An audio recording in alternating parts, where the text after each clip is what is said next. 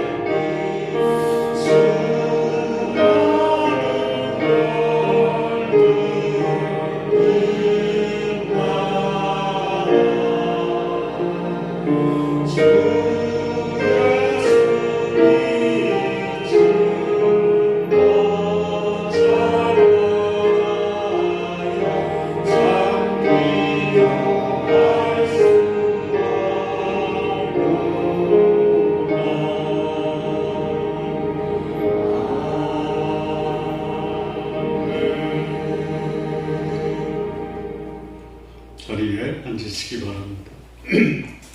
우리 함께 기도드리겠습니다. 공동의 기도를 드린 후에 최광희 집사님 기도 인도해 주시겠습니다. 오늘 우리는 예수님이 가르쳐 주신 기도의 모모를 따라 기도드리겠습니다. 하나님의 이름이 거룩히 여김을 받으시도록 기도하십시오. 한 주간 우리가 살아온 삶으로 하나님께 영광과 존귀와 경배를 드리시기 바랍니다. 하나님보다 귀한 우상과 같은 존재를 나의 마음에서 제거하도록 기도하십시오. 하나님의 나라가 우리 가운데 임하시도록 기도하십시오. 우리의 가정, 우리의 교회, 우리의 직장의 주인으로 하나님을 모시고 살며 하나님의 거룩함과 사랑으로 가득 찬 하나님의 나라가 이루어지도록 기도하시기 바랍니다. 주의 복음을 위해 헌신하는 선교사님들 주께서 보호하시고 그들의 필요를 주께서 채우시도록 기도해 주십시오. 좋은 남은교회가 하나님의 말씀과 은혜 위에 견고하게 세워지도록 기도해 주십시오. 하나님의 뜻이 이 땅에 이루어지도록 기도해 주십시오. 우리의 사랑하는 가족, 우리의 사랑하는 성도님들 주의 성령의 인도함을 받으며 하나님 뜻에 합당한 삶 살도록 기도하시기 바랍니다. 우리의 삶으로 우리 주 예수 그리스도를 증거하고 예수 그리스도를 본받는 자 되게 기도하시기 바랍니다. 일용한 양식 주시도록 기도하십시오. 하나님의 말씀 영적 양식을 날마다 공급받으며 살도록 기도하시기 바랍니다. 물질적 궁핍함으로 시험에 빠지지 않도록 기도하십시오. 육체가 연약한 성도들, 마음이 곤고한 자들을 주께서 치유하시고 주의 평강으로 충만케 하시도록 기도하십시오. 나에게 죄를 지은 자 용서하며 내가 지은 죄 용서받도록 기도하십시오. 나와 관련된 분들, 그들과의 원만한 관계를 위해 피차에 이해하고 용서하는 삶 살도록 기도하시기 바랍니다. 하나님께서 나의 죄 용서하신 사죄의 확신으로 죄로부터 참된 자유와 거룩한 삶 살도록 기도하시기 바랍니다. 시험에 들지 않고 악에서 구하시도록 기도하십시오. 세상에 가득 찬 유혹, 악에서 거룩함을 지키도록 기도하시기 바랍니다. 한 주간 삶에서 부정한 삶 주 앞에 자백하고 정결케 되도록 기도하십시오. 이 땅에 많은 지도자들, 그들이 세상 유혹과 악에서 자신을 잘 지켜내고 공의와 사랑을 실천하는 자 되도록 우리 이 시간 합심해서 기도드리겠습니다. 살아계신 하나님 아버지, 이 시간 주 앞에 예배합니다. 주의 이름이 우리 가운데 거룩히 여김을 받으시기를 기도합니다. 우리가 살아온 한 주간의 삶을 보아 주 앞에 예배하오니 우리 가운데 임하셔서 영광과 존귀와 경배를 받으시옵소서. 하나님보다 귀한 우상과 같은 존재를 우리의 마음에서 제거하게 하옵소서. 하나님의 나라가 우리 가운데 임하기를 구합니다. 우리의 가정, 우리의 교회, 우리의 직장의 주인으로 하나님을 모시고 살며 하나님의 거룩함과 사랑으로 가득 찬 하나님의 나라 이루어지게 하옵소서. 주의 복음을 위해 헌신하는 선교사님들, 하나님 아버지 그들을 보호하시고 그들의 필요를 충만케 하옵소서. 좋은 남은 교회를 주 앞에 올리오니 주의 말씀과 은혜 위에 견고하게 세워지게 하옵소서. 하나님의 뜻이 이 땅에 이루어지게 하옵소서. 우리의 사랑하는 가족, 우리의 사랑하는 성도님들, 주의 성령의 인도함을 받고 하나님 뜻에 합당한 삶 살게 하옵소서. 우리의 삶으로 주 예수 그리스도를 증거하고 예수 그리스도를 본받는 자 되게 하옵소서. 일용한 양식 주시기를 구합니다. 하나님의 말씀 영적 양식을 날마다 공급받으며 살게 하옵소서. 물질적 궁핍함으로 시험에 빠지지 않기를 원합니다. 육체가 연약한 성도들, 마음이 곤고한 자들을 주께서 치유하시고 주의 평강으로 충만케 하옵소서. 나에게 죄를 지은 자 용서하며 내가 지은 죄 용서받으며 살게 하옵소서. 나와 관련된 분들, 그들과의 원만한 관계를 위해서 피차 이해하고 용서의 삶 실천케 하옵소서. 하나님께서 우리의 죄 용서하신 사죄의 확신으로 죄로부터 참된 자유함과 거룩한 삶 살게 하옵소서. 시험에 들지 않고 악에서 구하여 주옵소서. 세상에 가득 찬 유혹과 악에서 거룩함을 지키며 살게 하옵소서. 한 주간 삶에서 부정한 삶 주 앞에 자백하오니 우리 주 예수 그리스도의 보혈로 정결케 하옵소서. 이 땅의 많은 지도자들, 그들이 세상 유혹과 악에서 자신을 잘 지켜내고 공의와 사랑을 실천하는 자 되게 하옵소서. 최강희 집사님 기도 인도해 주시겠습니다. 시대와 역사를 주관하시는 전능하신 하나님, 위대하신 하나님을 찬양합니다. 아멘. 이 시간 드려진 우리 예배를 통해 하나님의 이름이 거룩히 받으시길 원합니다. 아멘. 죄로 인해 사망과 영원한 형벌로부터 우리를 구원하신 하나님의 그 크신 사랑, 그 크신 은혜 안에 우리가 날마다 거하며 하나님의 말씀을 따라 온전히 순종하는 삶 살아갈 수 있기를 원합니다. 한 번뿐이 인생 곧 지나가리라. 오직 그리스도를 위한 일만이 영원하리라. 이 땅에서의 삶, 세상 권세 앞에 무릎 꿇고 우상을 숭배하는 삶이 아닌 영원한 하나님의 나라를 사모하고 하나님의 나라 완성을 위해 하나님 주신 사명 붙들고 더 헌신하며 나아갈 수 있기를 원합니다. 하나님 아버지, 우리의 삶을 다스려 주시고 통치하여 주셔서 우리를 향하신 하나님 아버지의 마음 깨닫게 하시고 우리를 향하신 하나님의 뜻 붙잡고 하나님의 뜻 이루어가게 하여 주옵소서. 매 순간 하나님과의 막힘없는 교제를 통해 하나님께서 주시는 참된 평안과 진정한 안식을 누리고 날마다 하나님과 동행하는 삶으로 주어진 삶의 현장에서 하나님의 살아계심을 드러나게 하옵소서. 나는 마음이 우묘하고 겸손하니 나의 멍에를 메고 배우라 말씀하신 예수님의 가르치신 대로 예수님의 말씀에 순종하고 어린아이와 같은 겸손한 마음으로 사람을 귀하게 여기는 삶 살게 하옵소서. 저 멀리 해외에 나아가 천국 복음 증거하고 계시는 귀한 선교사님과 가족을 지켜주시고 보호하여 주셔서 복음이 능력 있게 선포되고 증거되어 주님 다시 오실 그 길 예비되게 하옵소서. 육체적, 경제적, 정신적, 영적으로 고통 가운데 있는 지체들 하나님의 도우심과 능력으로 무너진 모든 삶의 영역들 치유되고 회복되게 하여 주시고 특별히 황성찬 형제님 감동케 하옵소서. 이 시대를 살아가는 모든 하나님의 사람들 주어진 하루하루를 인생의 마지막 날처럼 소중히 여기고 내일이면 영원한 천국에 들어간다는 감격과 확신 속에 살아갈 수 있도록 하나님의 임재 안에 거하게 하시고 먼저 사랑하고 섬기는 삶으로 세상의 빛과 소금의 역할 감당하게 하옵소서. 주원나무교회에 속한 모든 성도분들 세상의 유혹과 악에서 보호해 주시고 우리의 삶의 모든 영역에서 세상으로부터 오염되고 부패한 모든 더러운 것들 깨끗이 씻어내며 하나님의 말씀과 은혜 가운데 거룩한 신앙의 공동체로 견고하게 세워져 갈 수 있도록 인도하여 주옵소서. 주원나무교회 모든 어린이, 청소년, 청년, 다음 세대들 예수님을 인격적으로 깊이 만나고 거룩한 신앙 훈련을 통해 성숙한 하나님의 사람들로 더욱 귀하게 쓰임받게 하시고 아직 예수님을 믿지 않고 있는 우리의 가족, 부모님, 친구들 예수님을 믿는 믿음으로 구원받고 참된 영혼의 안식 누리게 하여 주옵소서. 김결 담임 목사님, 최정희 간사님, 장로님, 집사님, 모든 교육자분들, 선교사님들 각 가정에 날마다 하나님의 은혜가 더욱 넘치게 하시고 영육간의 강건함과 성령 충만함으로 붙들어 주옵소서.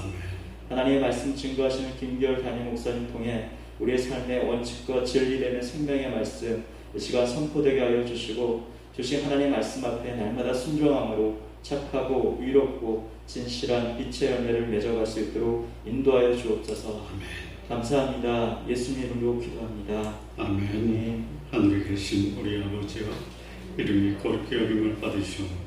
나라가 임하옵시며 뜻이 하늘에서 이루어진 것 같이 땅에서도 이루어지리이다. 오늘날 우리에게 일용할 양식을 주옵시고 우리가 우리에게 죄 지은 자를 사하여 준 것 같이 우리 죄를 사하여 주옵시고 우리를 시험에 들게 하지 마옵시며 다만 악에서 구하옵소서. 나라 권세와 영광이 아버지께 영원히 싸움나이다. 아멘.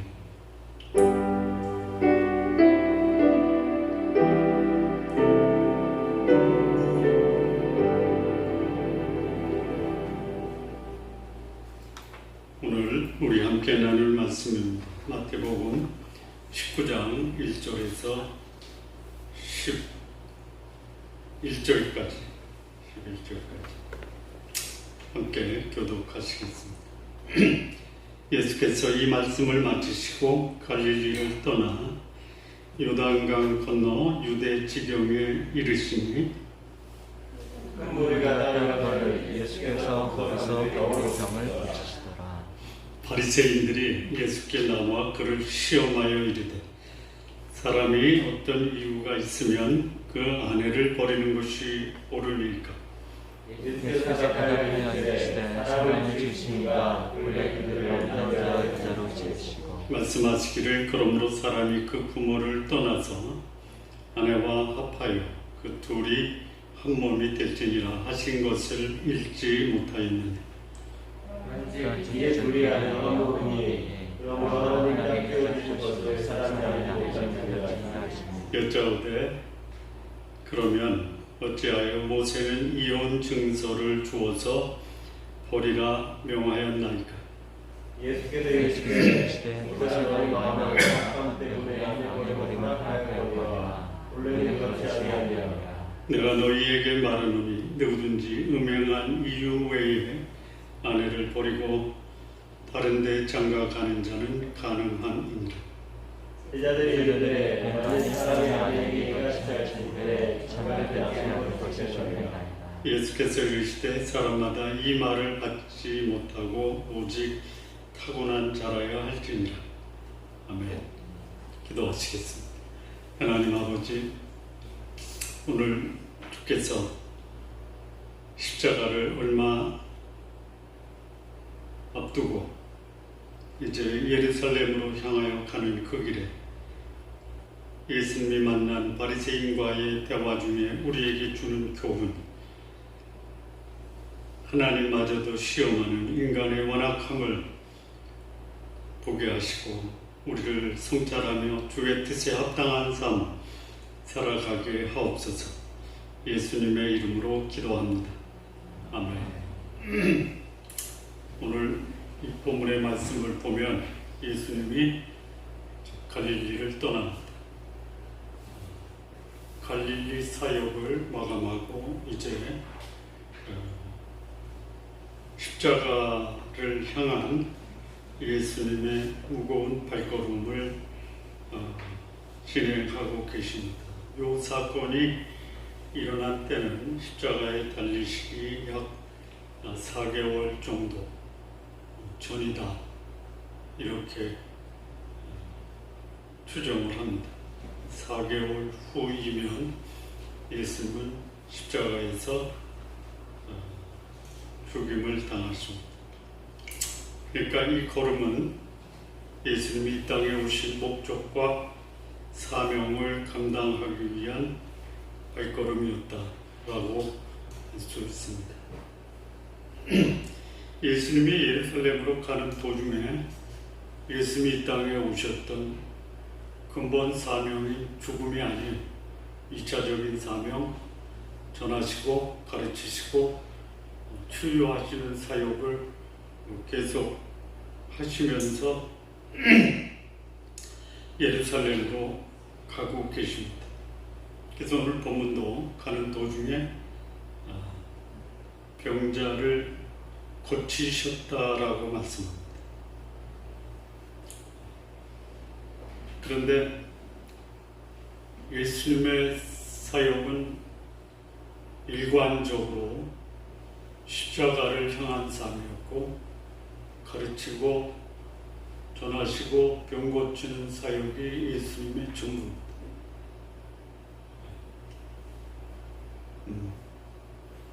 한번 생각을 해보시기 바랍니다. 일관적인 삶이라는 것은 방향과 목표가 확실하고 그 방향과 목표를 향해서 가는 삶이죠. 우리 성도님들도 일관적인 삶을 사시기 바랍니다. 일관적인 삶을 살 수 있는 비결이 뭐죠? 목표와 사명이 분명하다. 그래서 일관적인 삶을 살겠다라는 그 결심을 구체적으로 실행할 수 있는 방법의 가장 전제되는 것이 뭐냐? 목표와 사명을 분명히 하라. 자, 목표가 분명하고 사명이 분명하면 문제가 있습니까? 없습니까? 있죠. 그러면 일관적 삶을 위한 목표와 사명으로 인생을 살 때에 그 주변에서 일어나는 문제나 또는 사건이 일관적인 삶의 방해가 됩니까? 안 됩니까? 되죠. 되는데 이 목표와 사명이 분명하지 않으면 주변 환경에 영향을 받습니다. 목표와 사명이 분명해도 영향을 받는데 이게 분명하지 않으면 환경과 상황이 흔들릴 수 있는 가능성이 훨씬 더 많다. 자, 예수님이 십자가를 향해서 가는 그 길에 누가 나타나냐면 예수님을 죽이려고 하는 사람. 예수님은 자살하지 않죠. 네? 예수님을 죽이는 자들이 나타나는데 이 대표적인 예수님을 죽이려고 나타나는 그 상황과 환경은 누구냐면 종교 지도자. 오늘 본문에 나오는 종교 지도자는 누구냐면 바리새인이라고 하는 소위 말하는 율법 학자들. 율법 학자들. 몰라서 오늘 이 본문에 나오는 이혼에 관한 질문을 했다라고 생각하십니까? 아니면 또 다른 음모가 있을 거다라고 생각할 수 있습니다. 바리새인들이 이혼에 대한 성경의 가르침을 몰라서 물어보는 겁니까? 아니요. 좀 감이 잡혀요? 네? 무슨 감이 잡히냐면 오늘 이 본문이 성경에 기록된 의도가 뭐냐에 대한 감이 좀 잡히십니까? 네? 이게 단순히 이혼에 대한 교훈을 바리새인들이 궁금하고 무지해서 예수님께 물어봤다라고 생각합니까? 아니면 여기 바리새인들이 뭐라고 얘기하냐면 시험하여, 시험하는 거예요. 무슨 시험을 하는 거예요? 무슨 시험을 하는 거예요? 여기 시험한다라고 나왔죠? 뭘 시험하는 거예요? 아까 감을 잡으셨다며.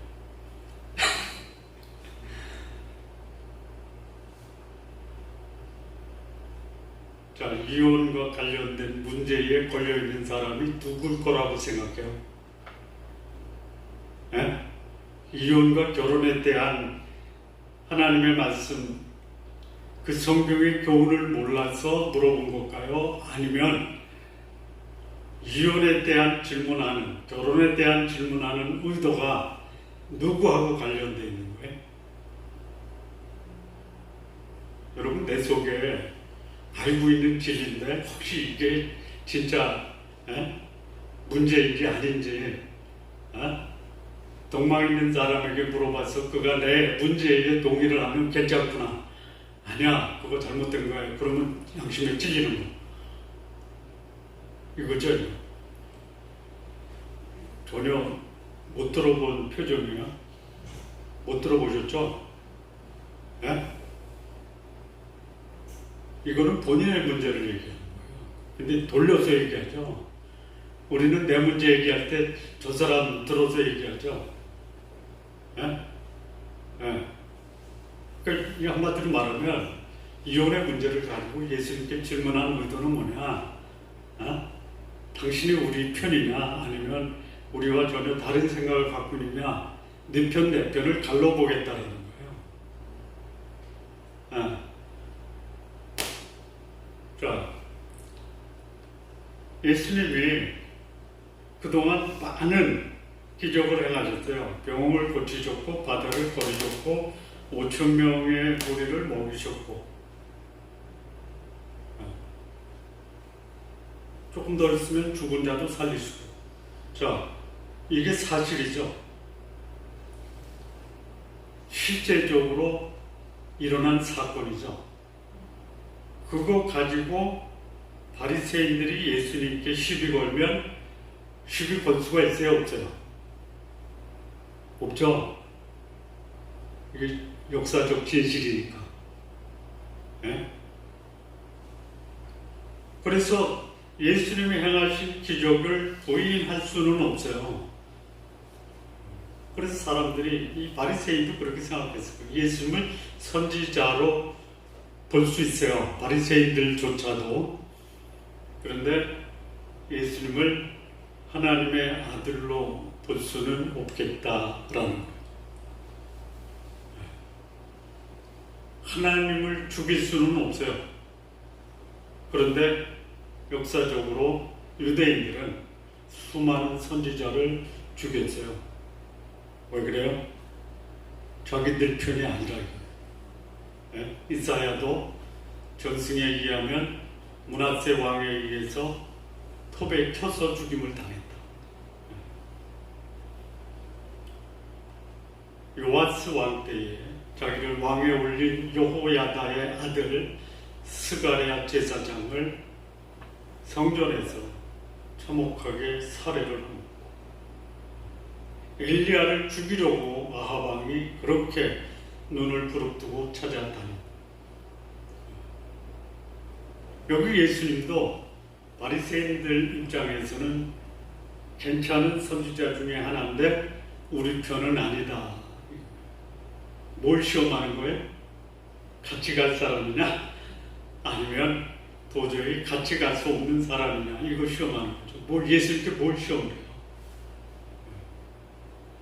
자, 그런데 그 시험의 질문이 뭐냐면, 내용이 뭐냐면 이혼 문제예요. 바리새인들이 율법학자인데 자기들끼리 문제가 있으면 그거 자기들끼리 율법 연구해서 답을 찾아내면 돼요. 그걸 왜 예수님께 질문을 해요? 몰라서?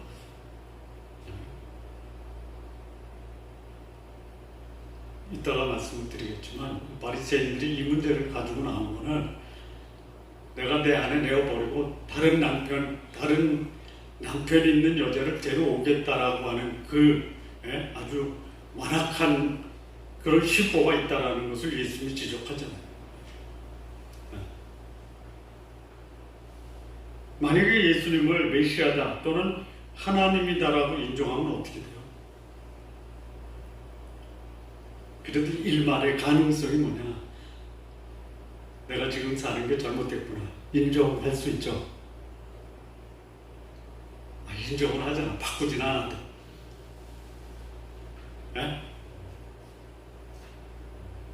그거 싫다라는 거예요. 못하겠다라는 거예요.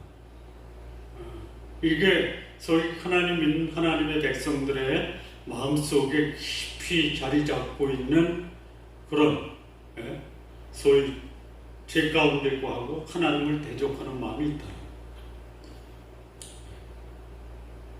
그러니까 자기의 삶을 바꿔야 하기 때문에 예수님을 메시아나 하나님으로 인정할 수 없다.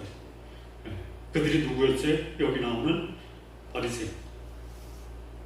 나중에 예수님을 죽이는데 결탁한 부류가 네 부류죠. 혹시 아십니까? 첫째는 바리새인, 두 번째는 사두개인, 세 번째는 제사장, 네 번째는 누구까지 거기에 가담하냐면 헤롯 땅까지 거기에 가담을. 이게 누구예요? 유다의 주류층이에요. 권력과 돈을 가지고 있는 사람. 그들에게 최대의 걸림돌이 누구냐? 백성들이 선지자라고 인정한 예수님이에요. 이제 시작이에요. 예수님을 십자가에 죽이고자 하는 음모의 시작. 예수님을 메시아다 또는 그리스도다, 하나님이다라고 인정하면 자기들의 모든 권리와 기득권을 내려놓아야 하는 부담을 거절하는 거예요.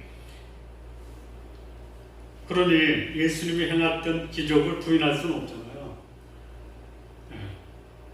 그리고 기적을 못하게 할 수도 없잖아요. 바로 바리새인들이 예수님께 시험에서 질문하기 전에 예수님은 병자를 고쳤잖아요. 눈으로 보잖아요. 예수님이 바리새인 앞에서 병자들을 고쳐요. 그러니 그거 못하게 할 수 없어요. 그것으로 시비를 걸면 오히려 자신들에게 불리해요. 그래서 성경에 나오는 아주 일반적이고 상식적인 현실적 문제를 가지고 예수님께 나와서 시비를 거는데 실상은 자신들의 완악함을 드러내는 길. 교회에서 자기의 영적인 문제를 가지고 진지하고 겸허하고 애통하는 심정으로 질문하는 것은 하나님이 기뻐하십니다. 그런데 하나님의 말씀에서 자신의 약점이 드러나면 자기 약점을 감추기 위해서 오히려 그 약점을 가지고 하나님께 대드는 사람들 있죠. 있어요. 여기 계신 분들은 전혀 그런 경험이 없으시니까 무슨 말씀인지 이해를 못 하시죠? 아닌가? 이 자기 속에 감추어진 문제를 가지고 예수님께 시비를 거는 거예요. 그러니까 이것은 뭐냐면 이제 서서히 4개월 남았어요. 여러분, 예수님 십자가에 달리시기까지 최고의 결정적인 십자가에 못 박히게 된 결정적인 제명이 뭐죠? 뭐죠? 아직 안 나가서 모르나? 뭐예요? 예수님이 나는 하나님이다라고 한 거죠. 아니, 하나님이 하나님이라고 하는데 이게 십자가에 죽어야 되는 문제예요. 그런데 당시에 사두개인, 바리새인, 제사장, 헤롯 당은 그게 진실이라면 제일 예수님이 하나님이심으로 인해서 제일 타격받는 사람이 누구예요? 자신이에요. 바리새인, 사두개인, 제사장, 헤롯 당이에요. 살려줬어. 그것이 예수님을 십자가에 죽이게 하는 사형죄에 해당하다고 판결한 결정적인 그 길을 가는 거예요. 예수님은 하나님으로 오셨고 하나님으로 사셨고 하나님으로 죽으셨어요.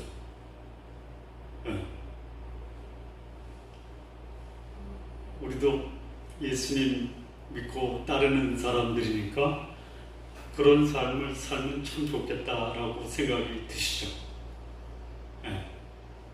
그래서 아까도 말씀을 드렸다시피 일관적인 삶, 목표와 사명을 합당한 삶을 살 때 상황과 환경이 많은 문제와 그 소위 걱정거리를 갖다 주죠. 그러면요, 이렇게 생각하는 것도 이 문제와 환경을 바라보는 굉장히 건강한 모습이에요. 하나님이 나에게 주신 목표와 사명을 이루시도록 하나님이 그 환경과 상황을 사용하시는구나, 이렇게 생각하시면 오히려 환경과 상황은 뭐에? 나를 향한 하나님의 뜻과 목적을 이루는 뭐에? 보조물이다. 보조. 이런 관점으로 보십시오. 감당하기가 어려우십니까? 그럴 수도 있겠다라고 그냥 공감을 하십니까? 그래서 여기 이제 이 바리새인들이 들고 나온 게 뭐냐면 이혼 문제예요. 이상하지 않아요? 지금 생각해보니까 이상하죠? 이거요, 소위 요즘 말로 말하면요, 그야말로 생뚱맞은 질문이죠.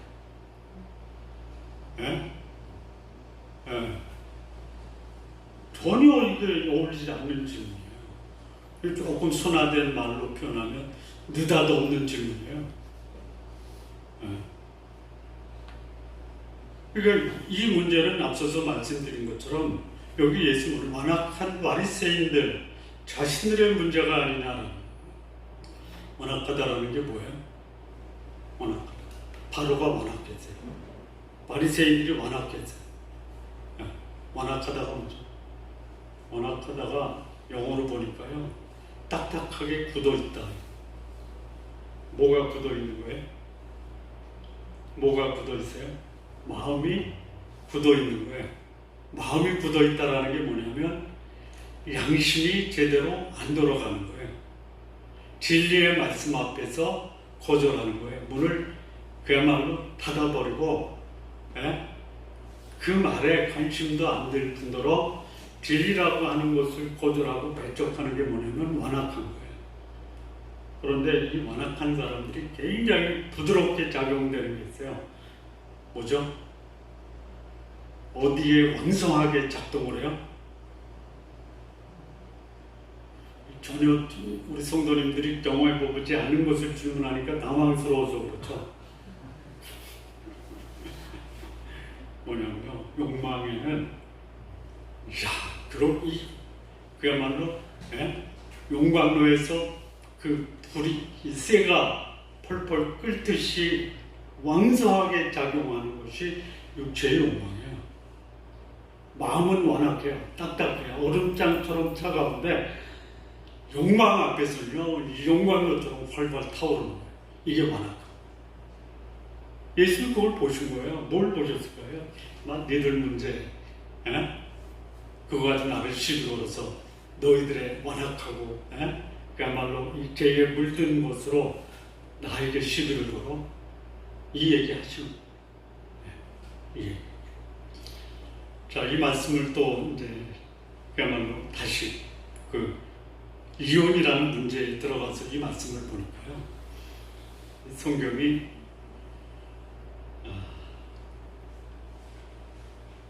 누구 본의로 기록이 되어 있냐면요, 남성 위주로 기록이 되어 있어요. 남성 위주로. 만약에 지금 이 시대에 여성들 앞에서 구약의 결혼과 이혼에 대한 강의를 하면 여성들이 들고 일어날 수밖에 없겠다라는 생각. 여성이 굉장히 불리해요. 예를 들어서요, 현장에서 가늠하다 잡혔던 여인을 예수님께 데리고 왔잖아요. 현장이었다면 거기 남자도 있었겠죠. 근데 그 여자만 데려가. 왜 여자만 데려가? 남자는 어떻게 하는 거예요? 이거 잘못된 거죠? 자, 그리고요, 유대인과 서기관, 바리새인들이 현장에서 가늠하다 잡힌 여인을 데려올 때 예수님께 뭐를 주문하냐면, 모세율법에 가늠하다가 잡히면 돌로 쳐 죽이라고 하는데 어떻게 할까요? 라고 묻죠.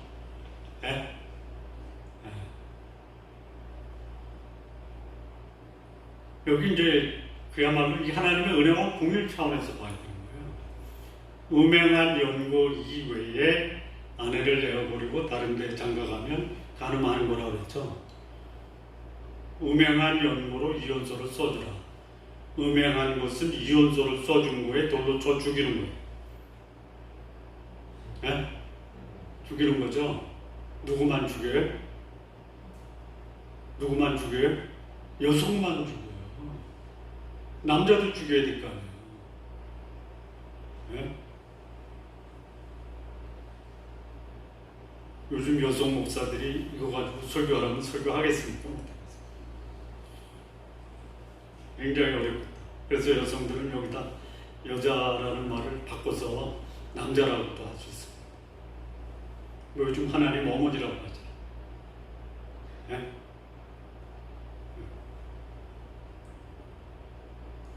자, 이 신명기 24장 1절을 보면요, 사람이 아내를 취하여 데려온 후에 수치되는 일이 그에게 있음이 발견되고 그를 기뻐하지 아니하거든 이혼 증서를 써서 그 손에 주고 그를 자기 집으로 내어 보낼 것이다. 굉장히 여기서 진짜 이게 아주 자리적으로 해석할 수 있는 상황이 뭐냐면 수치되는 일이에요. 수치되는. 그래서 이걸 가지고 율법학자 중에 강성파와 온성파가 있어요. 강성파는 뭐냐면요, 이혼을 시켜라 이거죠. 이게 강성파예요. 근데 온건파는 뭐냐면 이혼은 함부로 하는 게 아니다. 특별한 경우 외에는 안 된다. 그래서 강성파는 뭐냐면 이런 말도 해요. 우리 여성 성도님들 오해는 하지 마세요. 그 강성파가 주장하는 거 제가 옮기는 거예요. 이거예요. 밥을 했는데 밥이 탔다. 탈 수 있죠? 탈 수 있어요. 또 아내가 남편을 보고 인상을 썼다. 안 되는 거예요, 이게. 그런 학파를 뭐라고 해요? 할례 학파라고 했어요. 그래서 아내를 자신 목적에 따라서 마음에 안 들면 그냥 버리는 거예요. 근데 그래도 온건파가 이혼을 막자라고 하는 거예요. 이거를 샴마의 학파라고 그래요. 샴마이. 수치되는 일이 있다. 없을 수 없잖아요. 근데 그거를 너무 포괄적으로 하지 말고 가늠하거나 음행한 것으로 한정해서 여성을 보호하자. 가늠하고 음행하면 죽이는 거 아니에요. 근데 이혼시키자.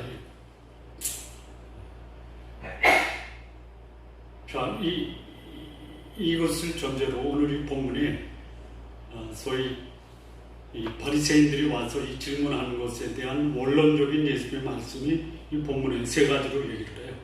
그 속에 담겨있는 예수님의 의도까지 함께 생각을 해보죠. 자, 이혼에 대한 예수님의 교훈이 뭡니까? 첫 번째 3절에서 6절 보면요, 바리새인들이 예수께 나와 그를 시험한 거예요. 앞서 말씀드린 것처럼 자기 속에 있는 감추어진 이 소위 그 불륜을 예수님은 어떻게 생각하는가? 같이 갈 수 있는 사람, 우리와 같이 마음을 합할 수 있는 우리 동조 세력이냐 아니면 반대 세력이냐, 어떤 이유가 있으면 아내를 버리는 게 옳습니까? 시험하는 거예요. 예수님이 뭐라고 원론적인 얘기를 해요. 사람을 지으신 하나님께서 본래 사람을 남자와 여자를 지으시고 사람이 여기 사람은 남자예요. 그 부모를 떠나 아내와 합하여 둘이 한 몸이 되시니라 하신 것을 잊지 못하느냐. 그런즉 이제 둘이 아니요 한 몸이니 그러므로 하나님이 짝지어 주신 것을 사람이 나누지 못하죠.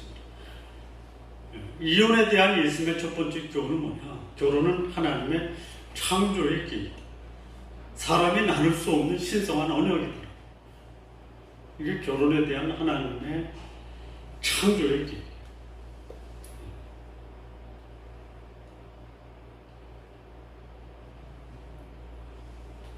자, 이 바리새인들이 몰라서 이 문제 가지고 왔을까요?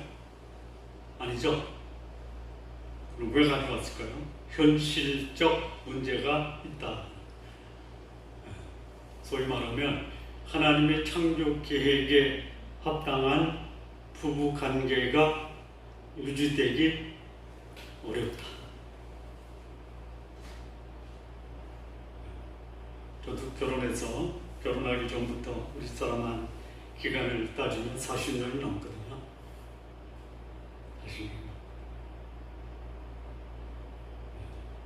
40년 이상 한 여인만 알고 왔는데 쉽지는 않다.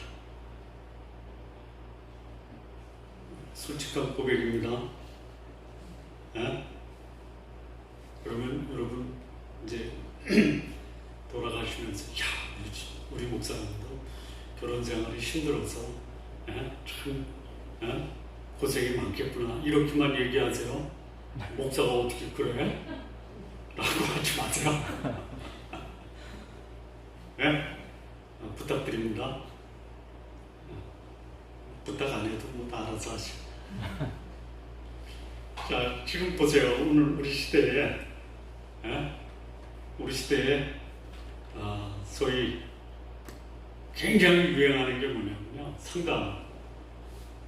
갈수록 늘어가요. 상담 전공가가요 거의 모든 대학 다 하고 있어요. 저도 상담을 공부했지만요, 제가 전화 상담을 했거든요. 거의 80%의 전화, 90%의 전화가 여성이고요. 그 여성들의 전화의 90%의 내용이 부부관계예요. 몰라서 물어볼까요? 예? 그렇게 현실적으로 어렵다. 예. 자, 그래서 결혼관계가 유지되는 게 어렵다 보니까 뭐가 늘어나요? 이혼이 늘어나요. 그냥 지나가는 투로 그냥 참고 삼아서 말씀을 드릴게요. 결혼과 이혼과 재혼 있죠? 왜 해요? 뭐 때문에? 그 다음에 결혼과 이혼과 재혼 뭐가 없어서 해요? 때문에 하고 없어서 안 돼요. 결혼은 왜 해요? 예? 아니, 결혼하셨죠. 왜 했냐면요, 외로움 때문에 한대요. 외롭지 않으면 안 하셔도 돼요. 이혼은 왜 해요? 괴로움 때문에 한대요. 예? 재혼은 왜 해요? 그리움 때문에 한대요. 자, 결혼은 뭐가 없어서 해요? 분별력이 없어서 한대요. 이혼은 왜 해요? 인내심이 없어서 한대요. 재혼은 왜 해요? 예? 기억력이 없어서 한대요.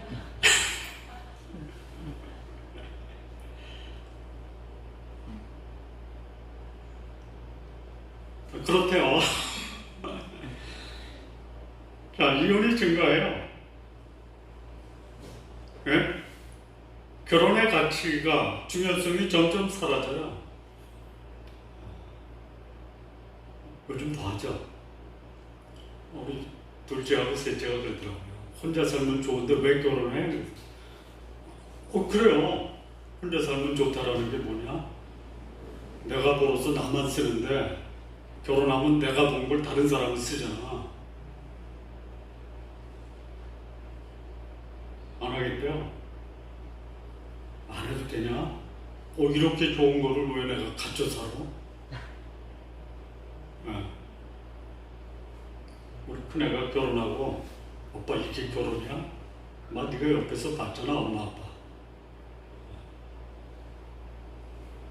결혼이 필수사항이 아니라 소야말로 선택사항. 왜 결혼하셨어요? 결혼은 낭만이죠? 아니죠.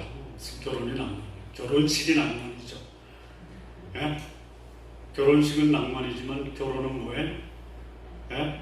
고통의 바다를 함께 헤엄쳐가는 그런 현실이다.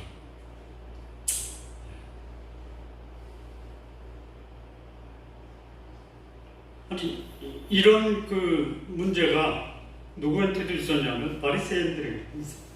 그러니까 그 문제를 가지고 예수님께 자문을 구한 거예요. 그러니까 아는 거를 왜 물어보냐가 아니고 참 자기들에게 있는 문제를 물어보는 거예요.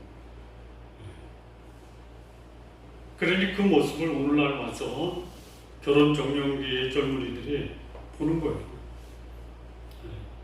결혼에 대한 기성세대의 모습도 보고 또 자기 주변의 사람들도 보고.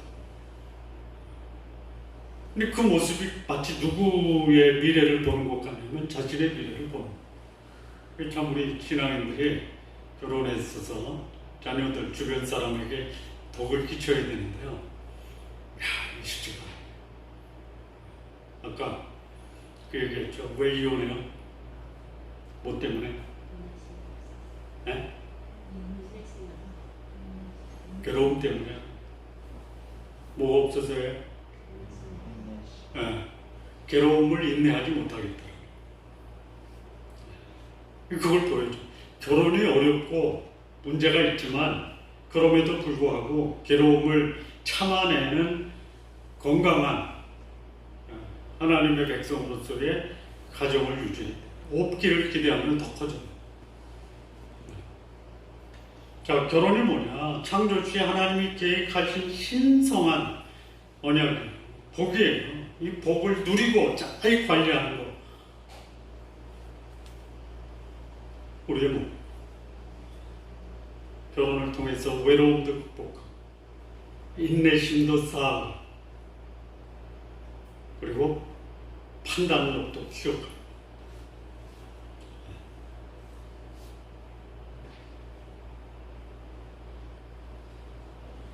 결혼을 방해하는 많은 요인들이 있어요. 이거 극복해야 돼요.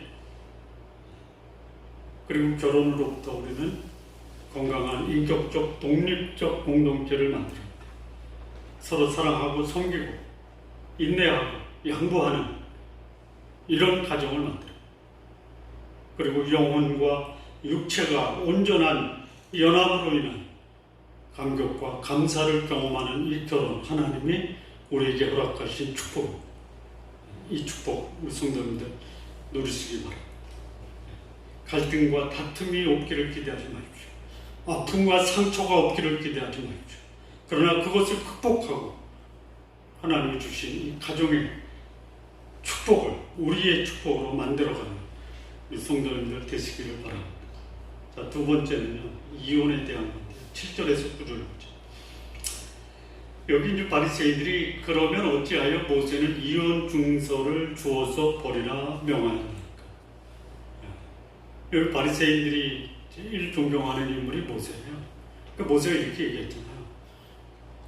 하나님이 무엇을 말씀하신 것보다 모세가 무엇을 말씀한 게 더 중요하죠.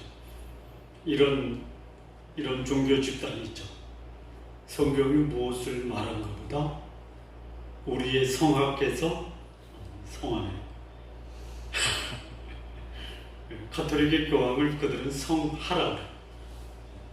우리 성하께서 무슨 말씀을 하셨는가. 이게 성경보다 더 성경은 이제 보조해 보죠. 가톨릭의 교황이 무엇을 말하는가가 더 진리고 더 우선이에요. 여기 이제 바리새인도 마찬가지예요. 그랬더니 여기 있으니 뭐라고? 너희 완악함 때문이다. 너희 완악함. 완악함이 뭐예요? 너희가 완악함으로 아내를 버리지 않느냐? 그럼 버림받은 여인 누구한테 가서 호소를 하느냐? 그래서 정당하게 이혼 증서를 쓰면 이혼 당한 여인이 기회가 됐을 때 재혼할 수 있기 위해서 이혼 증서를 써주라고 한 것이지, 그 여인이 가늠을 하거나 음행을 한 게 아닐 수도 있다. 근데 그럼에도 불구하고 간음이나 음행 외에는 이혼할 수 없다. 자, 그렇다면 여기서 이 완악한 바리새인들 마음속에 아내를 버리는 게 뭐냐? 앞서 좀 말씀을 드렸는데요. 이게 이제 소위 바리새인들이 자기한테 이혼 문제를 가지고 자문을 구하는 제3자에게 말해주는 게 아니라 자기 속에 감추어진 것을 드러내는 거거든요. 근데 이거를 나라고 얘기할 수가 없잖아요. 제3자를 얘기하는 거예요. 그러니까 여기 두 가지 문제가 생길 수가 있어요. 첫째는 뭐냐면 내 아내를 내보내야 되는데,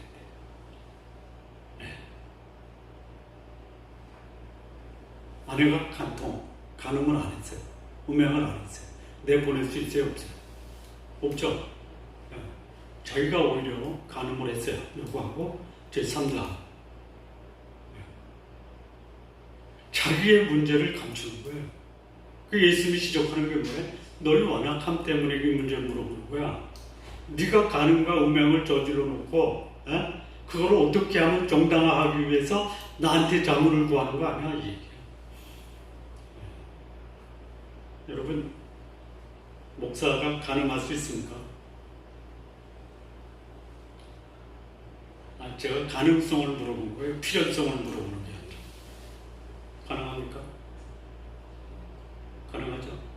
우리 주변에서도 그런 분들 계시죠? 보세요. 자, 그 모습을 보고 그 목사의 간음을 보고 성도들은 어떻게 할까요? 어떻게 할까요? 목사가 그러는데 나도 한번 해야지. 이렇게 봤으니까 목사는 그래도 나는 안 해야 예? 여러분 목사가 그런 성적인 부도덕한 행위를 하면요 교회 장로들은 그냥 십자인 거예요. 예? 관심 갖지 마세요. 여러분의 목사를 성적인 부도덕과는 예? 목숨 걸고 지킬 테니까 신경 쓰지 마십시오. 그러는 거예요. 여기 이제 바리새인들이 자기 다른 아내를 데려오려고 하는 거예요. 부당한 성적 예? 간음과 불륜을 저질렀어요. 예수께 물어보는 거예요. 예? 예수 뭐라고 얘기해야 돼요? 창조의 계획 모세가 얘기했어도 본질적인 목적이 뭐예요? 간음하고 음행하면 그냥 죽이는 건데 이혼 증서를 써서 보낸다는 것은 하나님의 자비와 궁유를 말씀하는 거예요. 차라리 바리새인 너희가 나 간음과 음행을 저질렀어요. 이 간음과 음행이 좀 달라요. 예. 음행의 범위가 더 넓어요. 예. 거기는 기혼, 미혼이 다 들어가요. 간음은 기혼이에요. 그러니까 제가 불륜을 저질렀습니다 라고 자백하는 게 낫지 내 불륜을 당신이 좀 괜찮다라고 해주면 안 되겠습니까? 이 얘기하는 거예요. 어떻게 해야 돼요? 만약에 간음한 목사한테 가서 자문을 구하면 뭐라고 그럴 거예요? 육신이 연약하지 다 그래 뭐 당신만 그래 나도 그래. 그러면 이 성도가 은혜를 받을까요? 양심의 가책을 받을까요? 에? 우리 목사 최고야. 그렇게 얘기해드려야 돼 제가? 에? 안 되잖아. 예수님께 그 말씀 하시고. 자, 세 번째는요. 10절, 11절이요. 제자들이 이르되 그 옆에서 이제 제자들이 듣잖아요. 만일 사람에게 아내에게 이같이 하신데 장가들지 아니한 것이 좋겠나이다. 예수께서 이르시되 사람마다 이 말을 받지 못하고 오직 타고난 자라야 하죠. 이게 뭐냐면요. 이 불륜을 저지르잖아요. 그럼 이런 불륜을 저지를 바에야 차라리 결혼하지 않고 혼자 사는 게 낫지 않겠습니까? 이 질문이 제자들이. 굉장히 수준 높은 질문이죠. 그럼 제자들이 이렇게 합니까? 아니요. 아니요. 예수님이 뭐라고 그래? 타고난 자라야 결혼하지 않는 게요. 하나님의 특별한 선물. 특별한 선물. 그러지 않고는 혼자 사는 거 못해요. 제가 우리 둘째하고 막내한테 이런 투 얘기했어요. 하나님이 너에게 결혼하라고 하면 결혼하고 하나님이 결혼 안 하고 혼자 살 수 있도록 허락하시면 그렇게. 나는 너희들이 결혼했으면 좋겠다.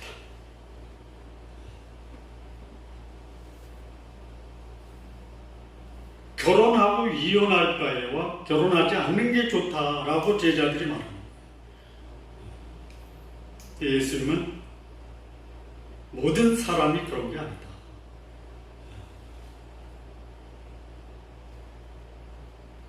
그렇게 결혼하지 않고 혼자 살 수 있다면 그렇게 하다. 그런데 결혼에 대한 그 소위 말하는 기대나 소망 있으면 결혼하고 아예 처음 여기 뭐라고 해요?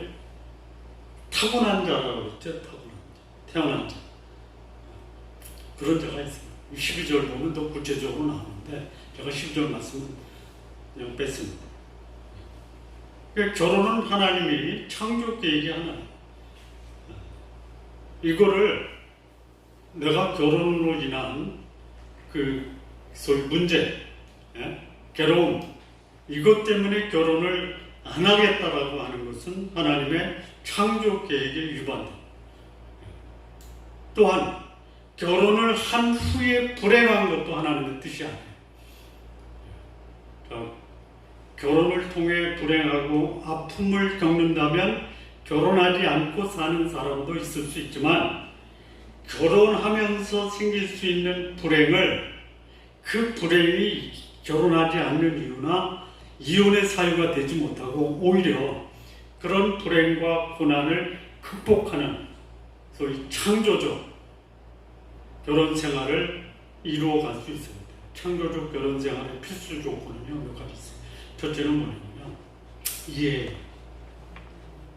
두 번째는 양보예요. 세 번째는 용서예요. 네 번째는 희생입니다. 다 쉽지가 않죠. 행복이 거저 찾아오는 게 아니에요. 이해하고 용서하고 양보하고 희생을 통해서 만들어가는 창조적 예술이 결혼생활이에요. 여러분, 다이아몬드라는 원석이 값진 다이아몬드 반지가 되기 위해서는 뭐가 필요해요? 네? 망치와 끌이 필요. 이 결혼. 이거 싫다 이거예요. 맡기가 싫다. 그럼 어떻게 돼요? 다이아몬드가 가공되지 않은 채 소중한데 다듬어지지 않아서 가치를 인정받지 못할 수도 있다.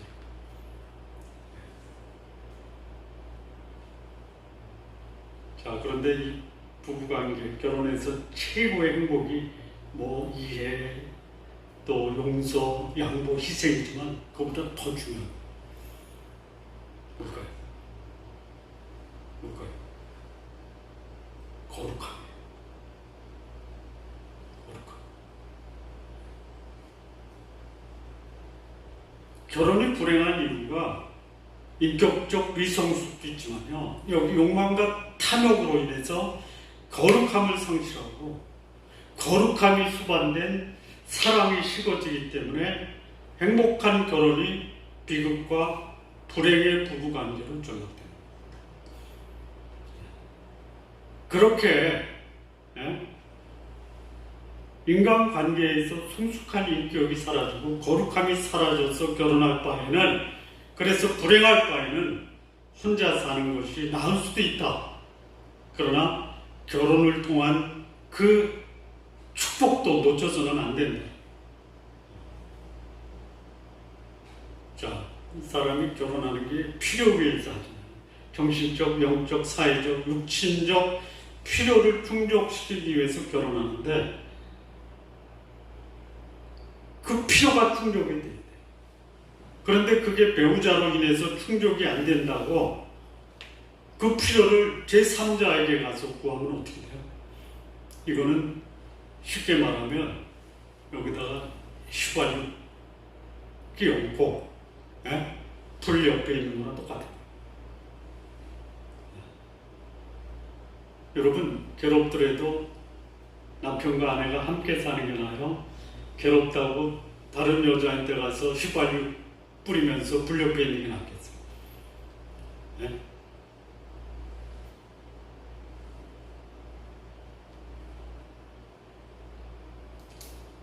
이 사도 바울이 개인적인 권면인데요. 바울이 그래요. 이 개인적인 거다. 하나님의 뜻이 아니라 내가 너한테 권면하는 거다. 너가 염려 없기를 원하는데 장가가지 않는 자는 주의 일을 염려하여 어찌하여 주를 기쁘시게 할까 하되 장가간 자는 세상 일을 염려하여 어찌하여 아내를 기쁘게 할까. 아내를 기쁘게 하십시오. 그게 하나님을 기쁘게 하는 일이 될 수 있어요. 자기를 기쁘게 하기 위해서 아내에게 강요하면 결국 그것이 하나님을 모독할 수도 있다. 자, 마무리 짓겠습니다. 결혼은 하나님의 창조 계획입니다. 죄가 없는 부부가 세상에서는 없어요. 그런데 이 죄를 극복하고 거룩한 부부 관계를 유지하는 것이 지상에서 천국을 경험할 수 있는 기회가 됩니다. 부부 관계를 천국을 경험하는 기회로 만들 수 있는 사람은 사랑과 거룩함, 이해와 양보, 용서와 희생을 수반한 관계로 결혼 관계를 유지할 때 그 부부는 가정에서 천국을 경험할 수 있습니다. 부부관계가 지옥이 되는 것은 성적 욕망을 위해서 부부 이외에 제3자가 개입돼서 음행과 간음이 벌어질 때 이루어집니다. 이런 부부, 소위 성적 욕망으로 인해서 가정이 깨어지는 부부, 전혀 회복이 불가능하냐? 그렇지 않아요. 회개하고 하나님의 자비와 공의를 구하고 그리고 하나님 앞에서 거룩한 삶을 다짐하는 것만이 해결할 수 있는 유일한 방법. 우리 성도님들, 결혼의 행복을 유지하는 것이 쉽지 않지만 그렇다고 포기해서도 안 되는 것입니다. 우리 가정에 엄마와 아빠, 남편과 아내 된 자들이 사랑과 거룩함, 희생과 양보를 통해서 우리의 가정을 천국으로 만드는 그런 지혜를 가지시기를 진심으로 바랍니다. 기도하시겠습니다. 하나님 아버지 감사합니다. 오늘 주께서 우리에게 말씀하신 이 결혼과 이혼에 대한 하나님의 분명한 뜻을 우리의 삶에 적용할 수 있도록 역사하여 주옵소서. 예수님의 이름으로 기도합니다.